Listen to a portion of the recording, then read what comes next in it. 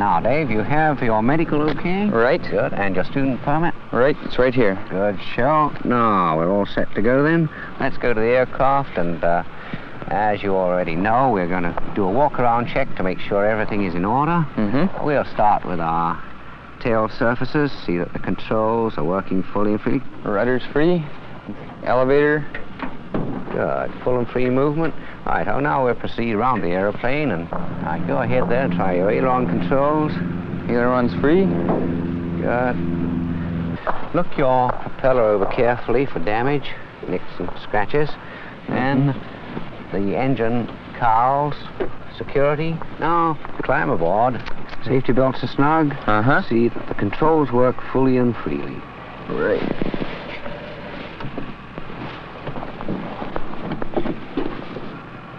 Okay. Right. Now to start the aircraft, see that your fuel is on to the correct tank. Fuel is on. The brake is set. And it's all clear ahead. No one in the way of the air screw. Uh-huh. Right. Now to start the motor, you put your master switch on, your fuel pump on. Fuel pump on. Primers required. Ignition to both magnetos. All clear. And now press the starter button. UFF Abbotsford Tower cleared for takeoff. Engine started, we taxi to the end of the runway in preparation for your very first takeoff. The first step, learn the cockpit checklist thoroughly.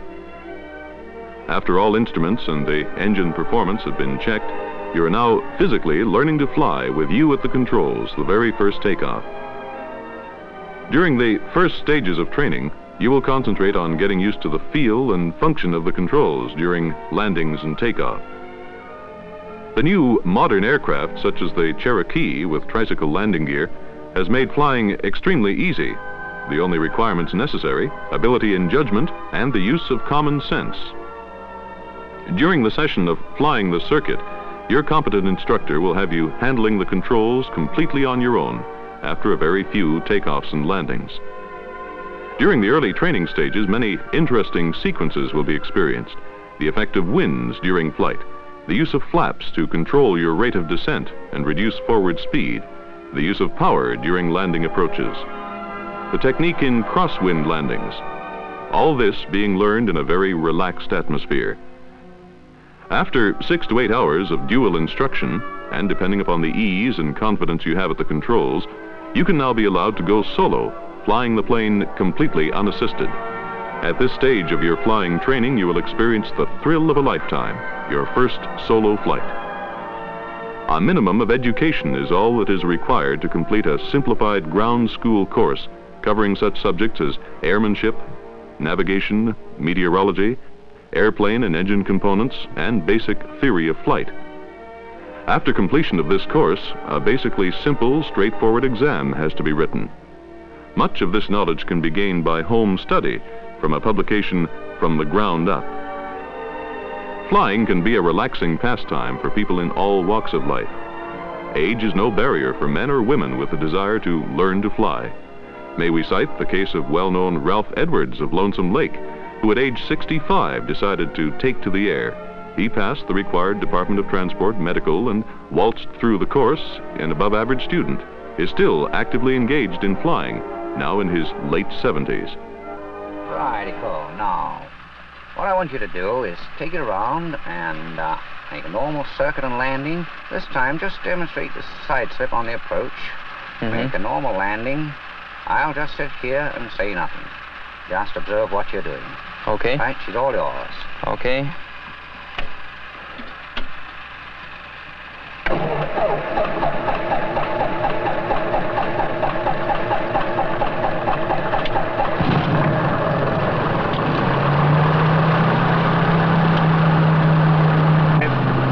Abbotsford Tower, SHJ, taxi instructions, please, over. SHJ, Abbotsford Tower, cleared to runway 18, wind 210, variable at 5, altimeter 3014. What is your destination? Local circuits, Abbotsford Tower, over. Roger. Right. SHJ. Take her on out onto the downwind end. Okay.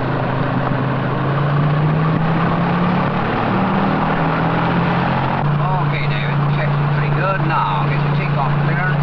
Abbotsford Tower, SHJ, ready for takeoff, over. SHJ, Abbotsford Tower, cleared for takeoff. SHJ.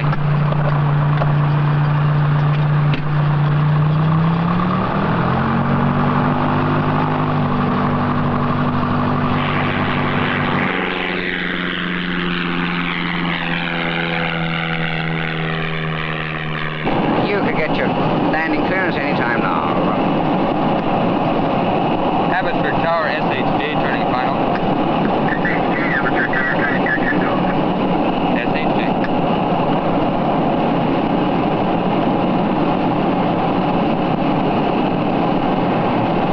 Right, now, David, now let's see that slip. And get rid of a little of this height. Roll her in smoothly. Roll that yaw. There we are. Fine.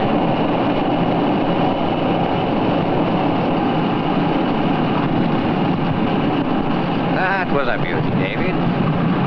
Just hold us. Right, oh, David, give me another good one, and you can have it all yourself. Okay, I'll try my best.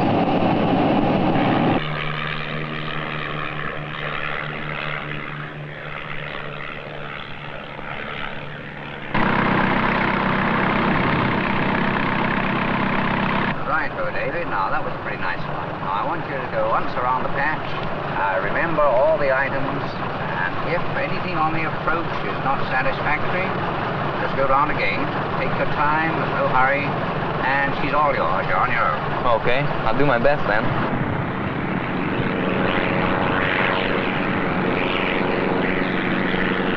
Okay, gas on, master switch on, fuel pump on, mag on, brake set, mixture rich, all clear.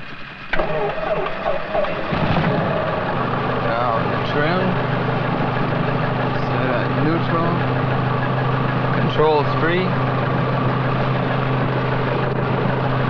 and my flaps, 3 notches of flap, and 1 notch of flap for takeoff. Electric fuel pump is on, carb heat is off, mixture is rich, and my engine gauges.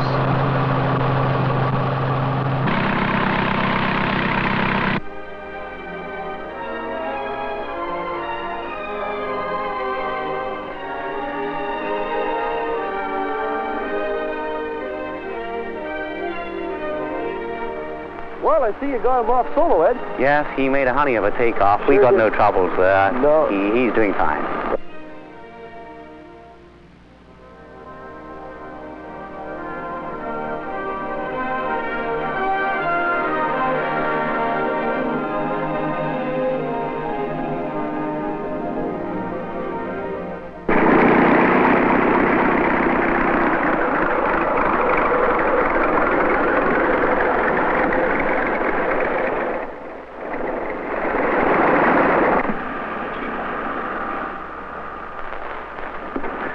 Well, congratulations, boy. That was a good show. Thank well you very done. much. That was very nice. Real nice Right, feeling. now we got lots of other things to get on with now. This is just the beginning, but that was a honey. UFF is number 2 to the Cherokee left base, about to turn funnel. Right, now this flight today is going to involve a trip that will show you some mountain flying, the hazards involved, points to watch, and some straight line navigation from one point to another. Let's have a look at the map here. Now,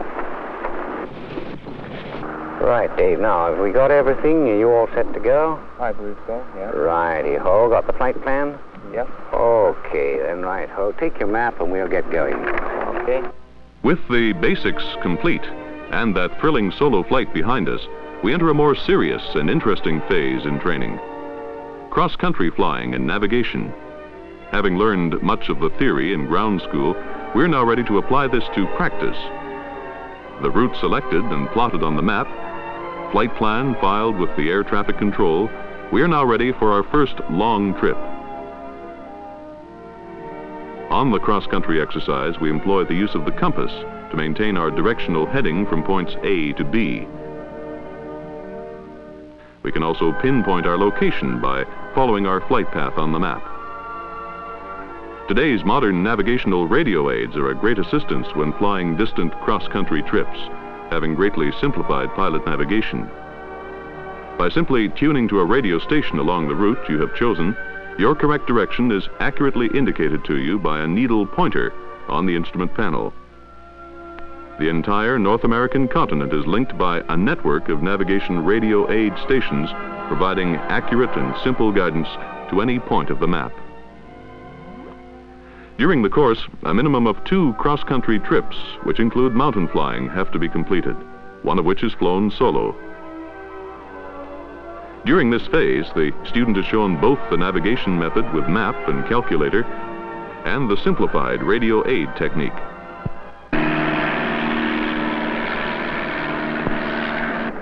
Well, Dave, you have a good trip. Yeah, I guess that pretty well winds it up, does it? That's right. Your navigation's all completed, and that just about completes the whole show now. How'd you like to go and have a coffee, and I'll join you in the cafe, and I'll bring your logbook with me. Thank you. Well, there we are, Dave. There's your logbook. It's all complete. Now, I understand that you want to go straight on now and get some seaplane training in. Yeah, I hope to go down right after this and speak to them about it. Let's get that organized right away, then. Now, if you can carry on as you've done on wheels with the seaplanes, I think you're going to thoroughly enjoy it, and you'll have no trouble at all. Yes. Now, this is a 150-horse Lycoming. Almost the same engine that's in the Cherokee. I see. The sediment bowl is way over here. Oh, yes, I see. Let's give that a good drain. Same idea as the pre-flight engine expenditure on the Cherokee then. That's right. And do the catches up again. I see. Okay, now let's have a look inside the cockpit here. Now, you'll notice that in the cub here we have a stick instead of a wheel like you had on the Cherokee. Now, this works in the same manner. You just sideways movements control your ailerons, backward or forward controls your elevators. We have flaps down here, and they're a 2-position flap, just half or full. Your throttle is on the left. Now, you're going to have to get used to flying with your right hand and your left hand on the throttle. Oh, yes, right. So you'll be flying with the opposite hand to what you have been. Now, this control down here on the floor is your water rudders. Oh, yes. Up there. Now, they're up for takeoff and landings, down for maneuvering on the water. This is the only time you use them, is it? Just once you slow down? On the water, yeah. Yes. Okay, well, that's about it. Now, Dave, start up now, your master switch on. Your magnetos on down here. Set your throttle just a little bit. That's it. Okay. Okay, we should go. Now just push the starter button. That's right. Okay, now, Dave, taxiing, you normally taxi quite slow or else quite fast. Now, by slow, I mean under 1,000 RPM. Also with the stick held right back. Now, the reason for this is you want to avoid throwing spray or water up into the trough. I see. If you taxi up the wrong RPM or at the wrong speed, you'll throw spray into the trough, and this is very, very damaging to your propeller. Now then, Dave, your takeoff, get her lined up on your takeoff run. You pull your water runners up, down here. Okay. Bring your stick right back, and you apply full power. Now, the nose will come up, and you keep your stick back until the nose reaches its highest point. Then you ease forward on your stick, and she'll come down on the step, where it'll start to plane along like a speedboat, picking up speed. I see. Then you just check back on your stick a bit to maintain this step attitude or position until she builds up enough speed to take off. Okay.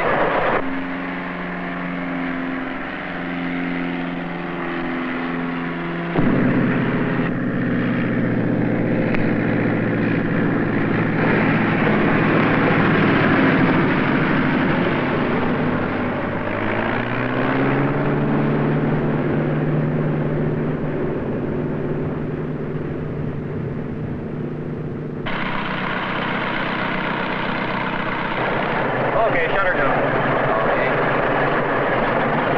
Now, that one wasn't too bad, Dave. You ballooned it a little bit and just dropped it on a little hard, and she bounced on you. Now, on the whole, it wasn't too bad, but you must keep that attitude constant, and you must control your rate of descent accurately and smoothly with your throttle. Yeah. And control your rate of descent right down to the point of touchdown. All the time maintaining your proper landing attitude so that you contact the water in the right attitude and at the right rate of descent, and you get a very smooth touchdown. Yeah, everything seemed quite normal like it did in the Cherokee, except for the fact that as I was coming down, I couldn't quite get the idea of how high I was. The water seemed so smooth. Yeah, so as the water gets smoother, we call this smooth condition glassy water. Now, this is quite a dangerous condition, and it's something that you have to be quite careful about. Now, under glassy water conditions, it's very important that you set up your landing attitude a little early when you're still at a safe height, and you know you're at a safe height. I see. You set up your landing attitude, get your power on to control your rate of descent all the way down, so that even though you don't know when you're going to touch the water, you already have your landing attitude established and your rate of descent established, so that when you do touch, it has to be a good landing. I see, so you're ready for it at all times. That's right. You set up your landing early and then just fly it onto the water using your throttle to control your rate of descent. Highly competent instructors at the float school are ready at all times to assist you with any problems you may encounter. Not unlike wheels, the same basic requirements are needed: ability and judgment, and the practice of common sense. The handling of the controls of the float plane in flight are manipulated just the same as in the Cherokee. Landing on water with floats does differ slightly, but with a little practice, this becomes a simple maneuver. Water can be a very hard substance and must be treated as such when letting down, this being done at all times with a very gradual descent.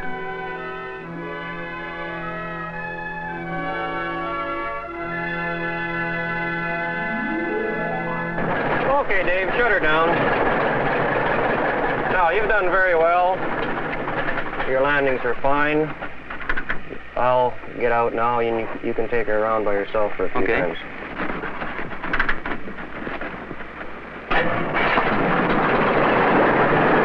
You have to get the feel of the controls when taking off on floats in an effort to get the machine on a planing attitude, much the same as a speedboat. Once on the step, the aircraft will rapidly pick up speed sufficient to get you airborne. In landing, you must pay particular attention to the attitude of the nose of the plane to ensure that the nose of the floats is in an elevated position so that they will not dig upon contact with the water. A soft landing on water is assured by a very gradual rate of descent. Rough water landings are hard on equipment. If strong winds are causing a rough water condition, you can usually find a calm bay in the lee and proceed with the landing at this point. Once on the water, the float plane is handled much like a boat. Additional training in plane handling on the water in windy conditions is included during the float course.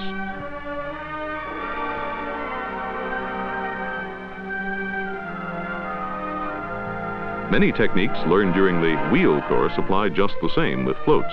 For example, rapidly losing altitude, power approaches, and cross-wind landings are executed in the same manner with the controls.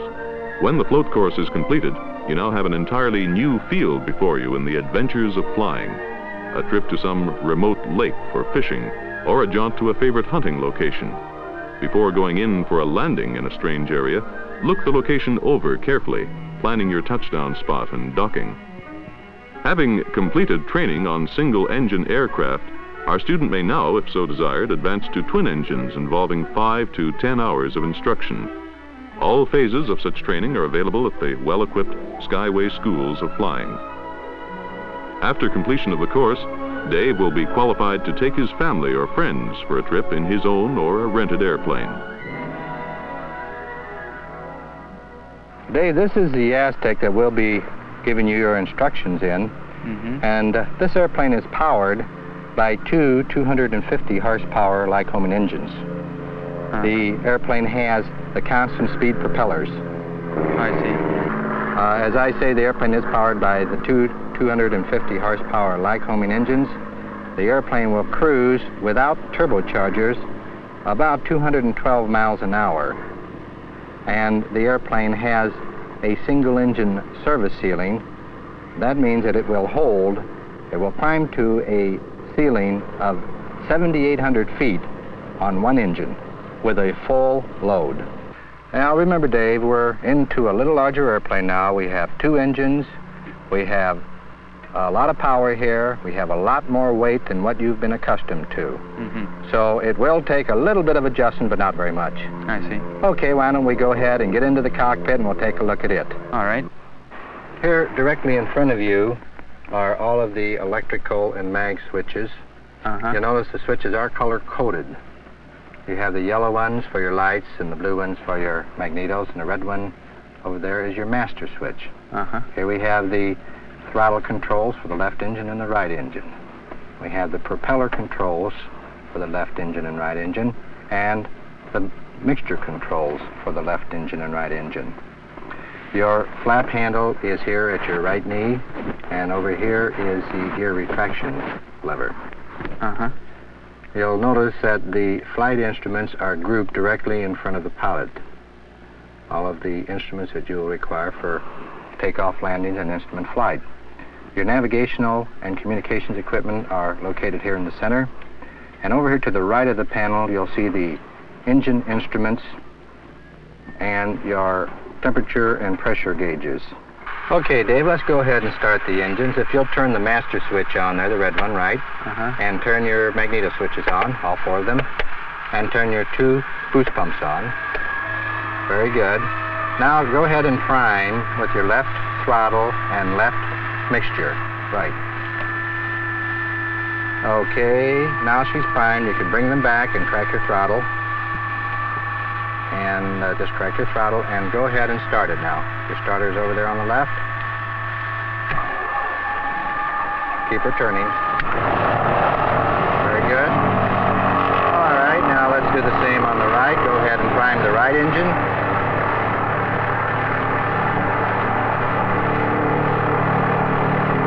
Okay, bring them back. Crack your throttle. Crack your throttle up to about the 5 here. And go ahead and start her.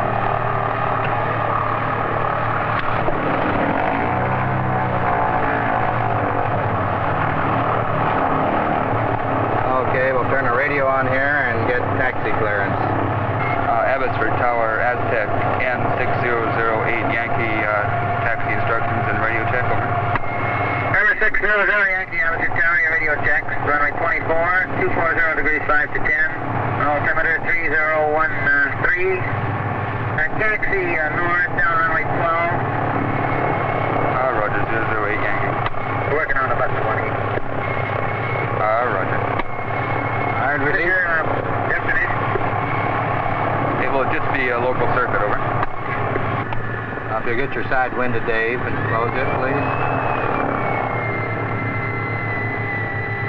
Now, treat your throttle, your 2 throttles, as though they're 1.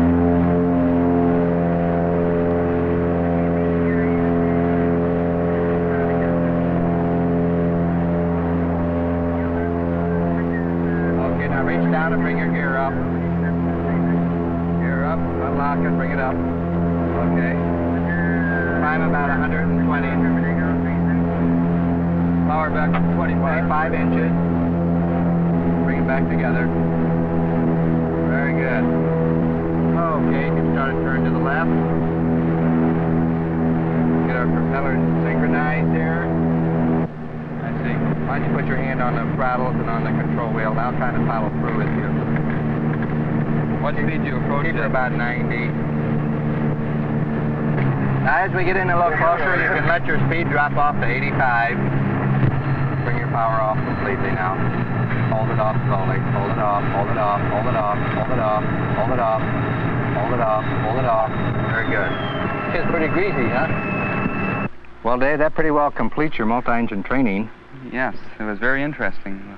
And now the only thing left, of course, is your DOT flight check, and you won't have any trouble.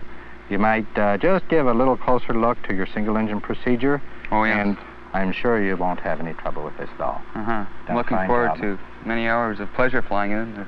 They're a lot of fun. Oh, yes. Very practical also. Yes, especially in this country. Yes. Well, thank you very much, and it's been a pleasure.